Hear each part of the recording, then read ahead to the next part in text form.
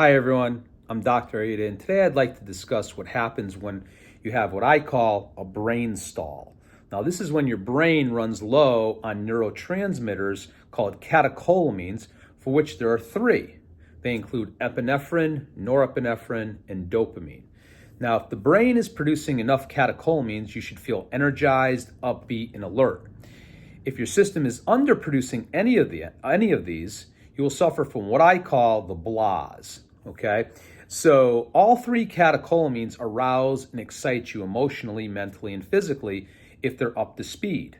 So dopamine is like the mother catecholamine, and it produces the other two. Epinephrine and norepinephrine are very active in the brain, but also serve as hormones produced by the adrenal glands. They provide a quick jolt of energy to help you deal with stress. Now, catecholamines are intended to make you feel alert to all important events taking place around and within you so you can act quickly and decisively. They provide enthusiasm when things are good and alarm you in the face of danger. So the extent to which you're extroverted or introverted actually depends on how much catecholamine activity is going on in your brain. So low catecholamines will cause you to react more passively and can affect your ability to focus or concentrate. Low levels can lead to something called ADD, or attention deficit disorder. People that are easily distracted may have low levels of catecholamines. So people with low catecholamines are drawn typically to stimulating substances: coffee, chocolate, artificial sweeteners, cocaine, methamphetamines. And depending upon how low your levels are will actually dictate how you respond to these stimulants. So are you the type of person that can drink a large cup of coffee and then go right to sleep? Chances are you're probably a little low on your catecholamines. Drugs like cocaine or methamphetamines can actually increase catecholamine levels by up to 1,400%, but these effects are usually very short-lived. These drugs tend to lose their effectiveness very quickly as you burn out whatever low catecholamines that you have, leaving you looking for your next fix. So people that are genetically low in these brain chemicals are more prone to addiction to these substances, making relapse to addiction to these drugs very, very high. So common prescription drugs that actually address low catecholamines are the following. We have one called Wellbutrin. We have methamphetamine derivatives like Adderall and Ritalin. And then some drugs that work actually on the serotonin pathway, like Zoloft and Prozac, can actually have catecholamine stimulating effects as well. Now, some people that may have low serotonin, but consequently they may have also high catecholamines, find that instead of Zoloft or Prozac calming them down or relaxing them, may cause them to be more jittery or sleepless. So let's discuss some of the reasons for low levels of catecholamines. First off, we need to talk about genetics. So about 35% of Americans can suffer from an active genetic variant called a fast COMT, where this enzyme, this COMT enzyme, is responsible for degrading and breaking down these catecholamines in the body. So if this enzyme is working too quickly, you will quickly deplete your levels of catecholamines, leading to depleted symptoms and that feeling of blah. So this can actually run in families. So if it's a genetic predisposition, we can have a whole family of people that feel blah. Now, another factor in terms of has the potential for depleting you of catecholamines is excessive stress. Now, if someone has been under excessive stress, they could have drained their catecholamine stores. We are limited by how many catecholamines our brains and adrenal glands can produce.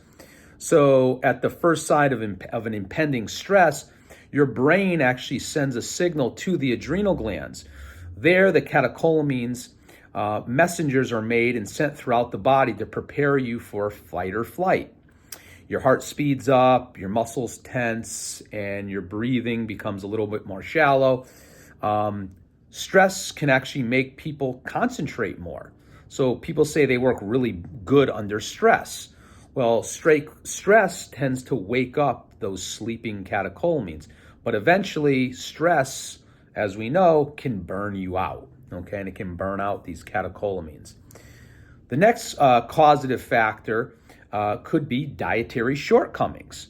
So low calorie or high carbohydrate diets can cause a depletion because they are deficient in adequate complete protein sources. If complete protein is inadequate in, let's say, like a vegan or vegetarian diet, or even a very low calorie diet, you may not get enough key amino acids to produce catecholamines.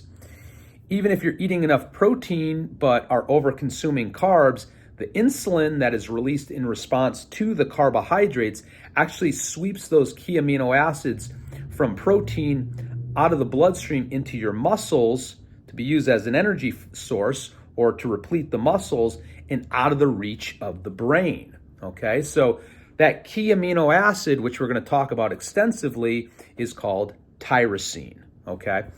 So other key nutrients involved in catecholamine production are all B vitamins, vitamin C, magnesium, and vitamin D, okay? Also omega-3 fatty acids, very, very crucial. Another reason why someone would be more depleted in their catecholamines outside of the genetic predisposition and dietary shortcomings is not enough physical activity or exercise. So physical activity can actually raise your catecholamine levels. But if you don't have enough to begin with, you won't have the energy and motivation to actually start exercising or adhere to a proper diet. So just like I've talked about in other videos here about exercise, I tell patients, don't push yourself. Forcing yourself to go for a long walk or hit the gym when your heart really isn't into it can actually further exhaust you. So it's not that I don't encourage exercise. I do only if you're energized and eager, not when you're tired and overwhelmed.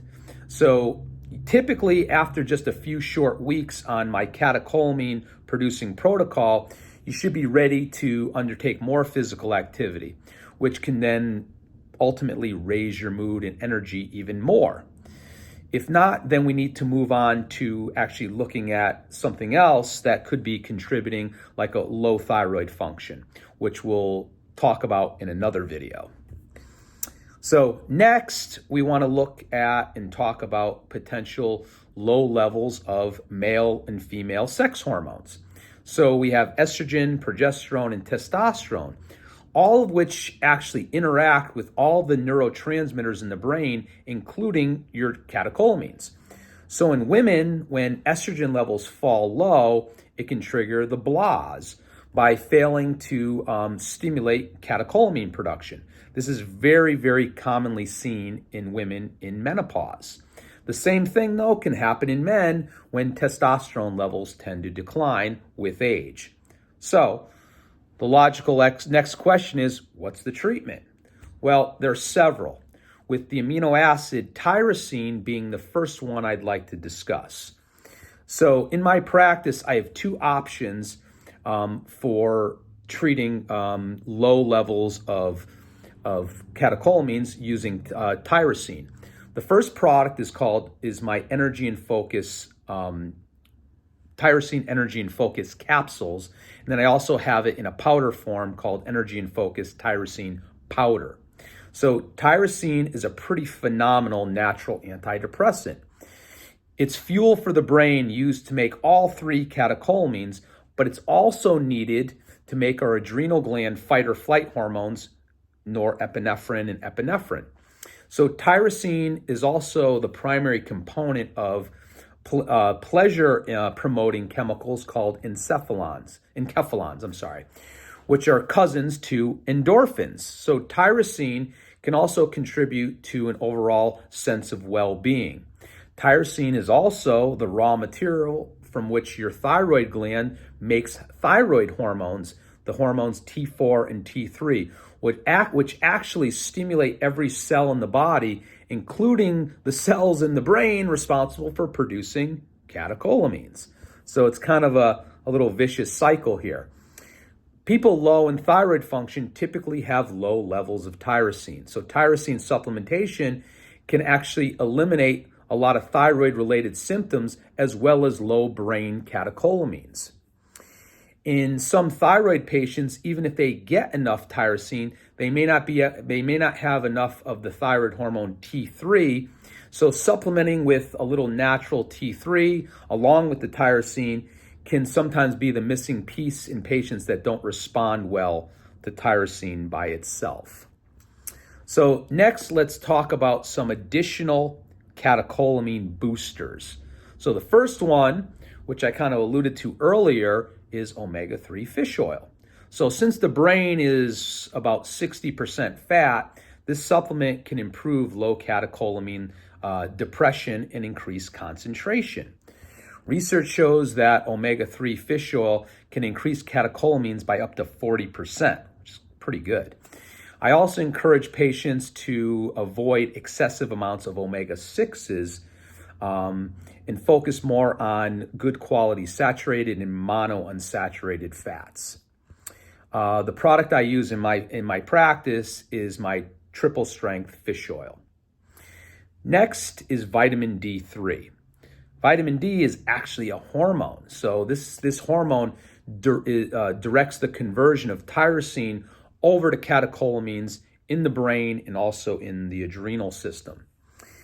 In my practice, I have several options. I carry a vitamin D plus vitamin K2 in both 2,000 and 5,000 strengths in a capsule form, as well as a liquid form called Vita D3 Emulsion.